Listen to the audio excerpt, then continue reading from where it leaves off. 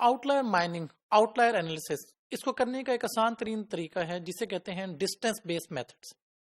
अब ये जो डिस्टेंस बेस्ड मेथड्स हैं they are based on the neighbours of objects, और कहा यह जाता है कि ऐसे ऑब्जेक्ट्स जिनके नेबर्स ना हो या एक सर्टेन थ्रेशोल्ड से कम हो दे वुड बी आउटलायर्स। इसके एक एग्जांपल हम ये ले सकते हैं कि लेट्स से हमारे पास कुछ ऑब्जेक्ट्स हैं, let's say 10 number of objects हैं, उनमें से 7 ऑब्जेक्ट्स हैं वो काफी करीब करीब एक दूसरे के साथ मौजूद हैं या उनकी प्रॉपर्टीज एक दूसरे से मैच करती हैं, तो हमने उनको एक क्लस्टर में रख दिया।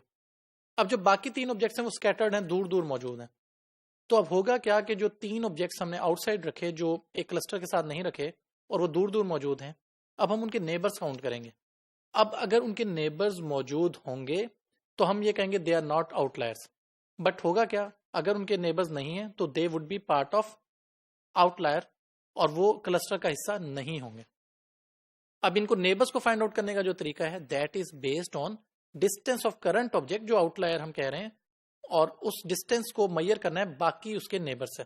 अगर नेबर्स मौजूद हैं तो वेल एंड गुड, अगर नहीं है तो दैट इज आउटलायर। अब यहाँ पे अगर हम इस कंसेप्ट को डिस्कस करना चाहें तो बेसिकली इस कंसेप्ट को डिस्कस करने के लिए हमें कुछ फार्मूलाज की मदद लेनी पड़ेगी। वो कैसे, आइए देखते हैं। जैसे मैं क्या कह रहा हूं, मैं कह ही रहा हूं कि हमारे पास एक ऑब्जेक्ट है O और एक डाटा सेट है D। हम कहते क्या है कि हमने ये निकालना है कि ऑब्जेक्ट जो है क्या वो एक आउटलायर है, object is equal to outlier. और करना कैसे, हमने ये देखना है कि जो ऑब्जेक्ट है उसके पैरामीटर्स हैं PCT, यानी कि कुछ ऑब्जेक्ट्स हैं उसके पैरामीटर्स हैं, लेट्स से कुछ लिस्ट ऑफ पैरामीटर्स, और फिर उसकी कुछ डायमेंशंस हैं D डायमेंशंस। तो अब हमारे पास ऑब्जेक्ट बन क्या रहा है, हम कह रहे हैं DB विद पैरामीटर्स और डायमेंशंस। और वो कैसे आउटलायर होगा, if at least a fraction PCT of the objects lie at a distance greater than D dimensions from object O। इससे मुराद ये कि उसके जो पैरामीटर्स हैं या जो उसकी वैल्यूज हैं they are at a certain distance, तो वो एक आउटलायर बन जाएगा। अच्छा, अब ये जो distance based outlier detection require है मेथड्स हमारे पास, इनके लिए हमें PCT भी चाहिए जो पैरामीटर्स हैं और डायमेंशंस भी चाहिए। और अब होगा क्या, ये पैरामीटर्स और डायमेंशंस फाइंड आउट करने के लिए हमें काफी हिट एंड ट्रायल के मेथड करना पड़ेंगे, जो हमने 3 हैं जिनको अब हम आगे डिफाइन करेंगे। उनमें जो फर्स्ट मेथड है that is index based algorithm.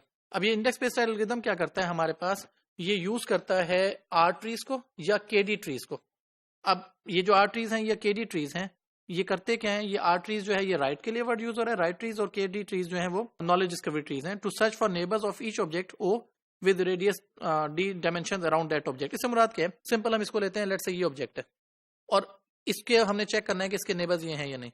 हम इसके अगेंस्ट एक रेडियस कैलकुलेट करेंगे या बनाएंगे, अगर वो उस रेडियस का हिस्सा होंगे तो वो नेबर हैं, otherwise they are outside that object.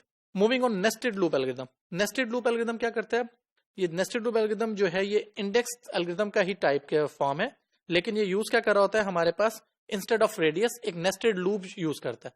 और इस नेस्टेड लूप की मदद से हम ये करना चाह रहे हैं कि जो हमारे पास इनपुट और आउटपुट थी वो मिनिमाइज हो, मिनिमल मौजूद। जो थर्ड हमारे पास आउटलायर डिटेक्शन का तरीका है that is cell based algorithm. अब हमने 2 पहले डिस्कस किए, पहला हमारे पास जो था वो रेडियस की बेस पे था, फिर हमारे पास नेस्टेड लूप था, और तीसरा जो है वो सेल बेस्ड एल्गोरिथम है। इसमें सिंपल हम करते हैं कि जो हमारा डाटा है उसको हम सेल्स की फॉर्म में डिवाइड करते हैं, और वो कैसे करना है कि जितनी हमारे पास डायमेंशंस हैं उनको लेना है, और फिर जितने हम क्लस्टर्स या आउटलायर्स बनाना चाह रहे हैं वो K है हमारे पास, उससे हमने डिवाइड कर देना है।